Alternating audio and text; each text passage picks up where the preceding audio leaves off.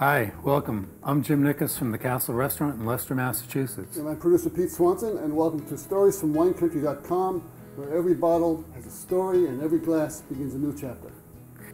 Well, today's story is kind of a funny one for me. It goes back to 1981. A 31-year-old kid who'd been in the trade for a bit and had a pretty extensive wine list. Was developing California really in a very, very, very big manner. Decided, every year we're going to make a trip to California. Probably this is our third year, and we stopped at Cuvaison. Cuvaison was a winery that was started in 1969 and a relatively small winery in Napa Valley at that point in time. It was owned by Swiss Air. It was on the crossroad between the Silverado Trail and 29, kind of wedged in between Sterling and Stonegate Winery, and just a phenomenal little winery that made some tremendous wine. And that was 1981. I was 31 years old. We had been in the trade, had been a number of years in California, each August, September, looking to develop our wine list more in California, since it had a great deal of French influence. And Cuvaison was one of those stops. Was actually, I think, the first trip that two members of our staff went with us, who later settled in California and opened their own restaurant. Donald and Diane Parazzo from the Trilogy Restaurant. It was one of their first trips.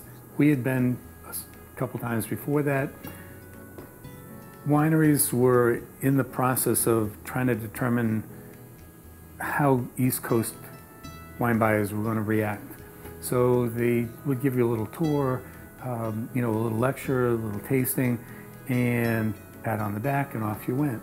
They were all treated you kind of with kid gloves, took you on a little tour, gave you some information, but they didn't know exactly who they were dealing with and how much you knew. So it was, a little bit like walking on eggshells, because they were relatively new to especially East Coast people making an impact. Philip Togney was a winemaker at Cuvaison, and just a tremendous winemaker, a graduate of the Emile Pinot University in Bordeaux. He was French trained, and again, a tremendous winemaker. He was different. Sat us down in the lab, lecture style. I felt like a little kid. It was a 45-minute lecture on his vineyards, on his production.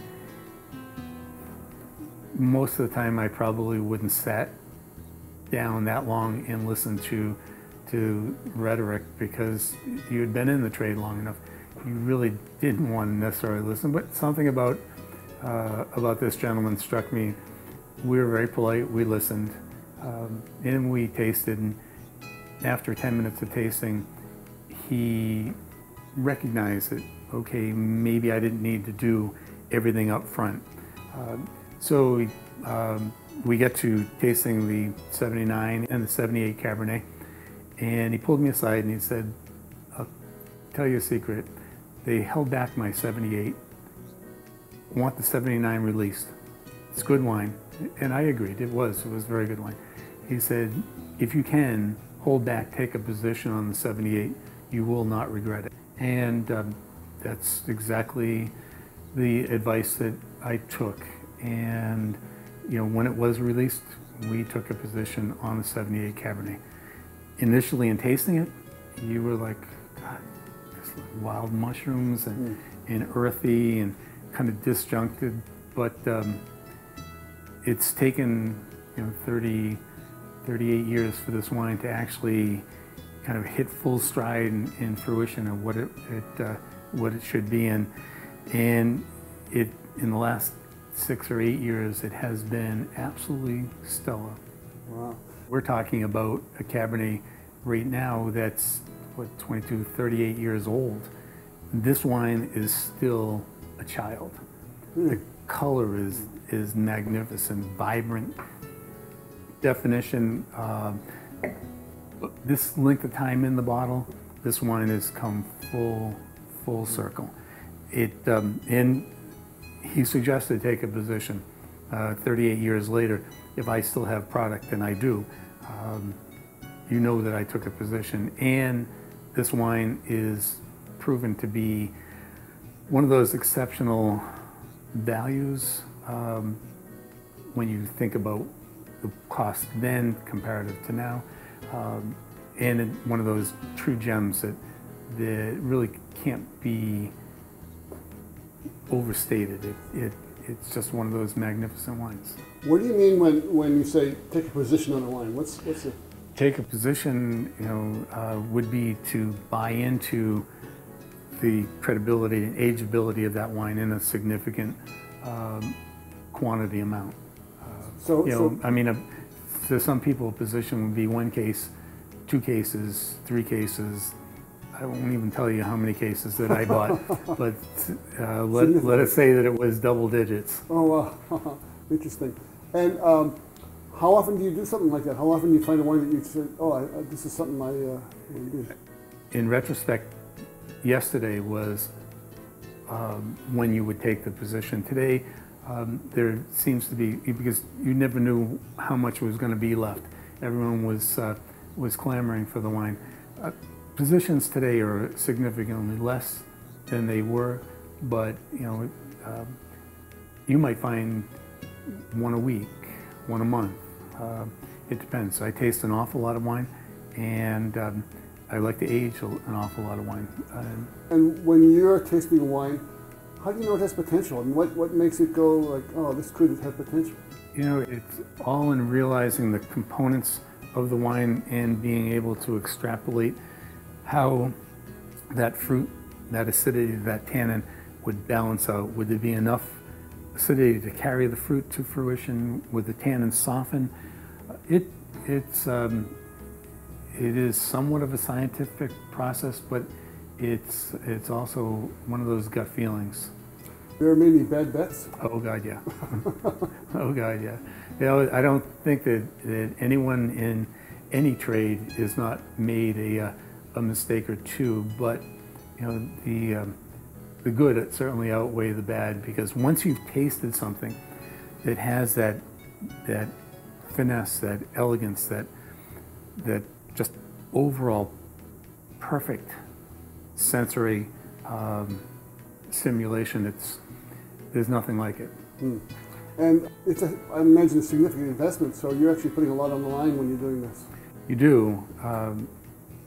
It is a huge investment, but the return is significantly more if what you've done and the conditions are perfect in your cellaring.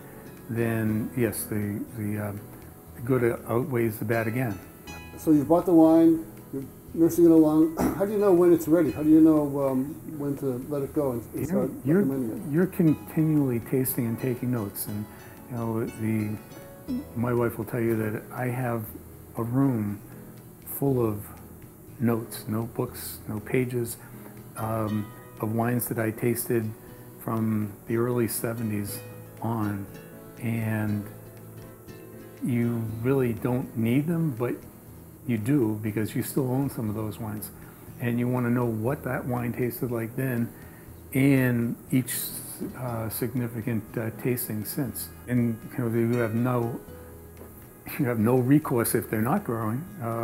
It's just one of those unfortunate things. But put up a sale sign in front of the castle. A great deal this week.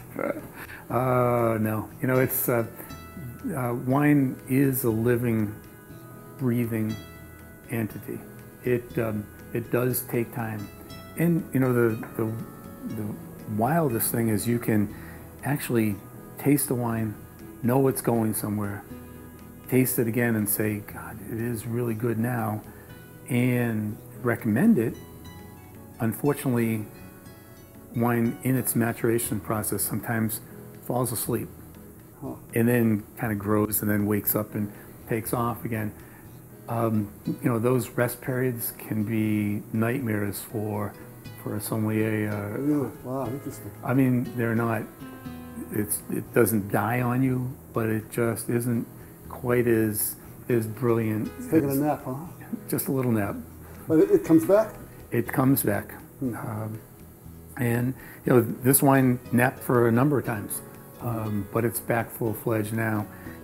And then when does it say, okay, this is ready? I mean, is it just a gut feeling? Is it? Well, you know, this wine is 38 years old.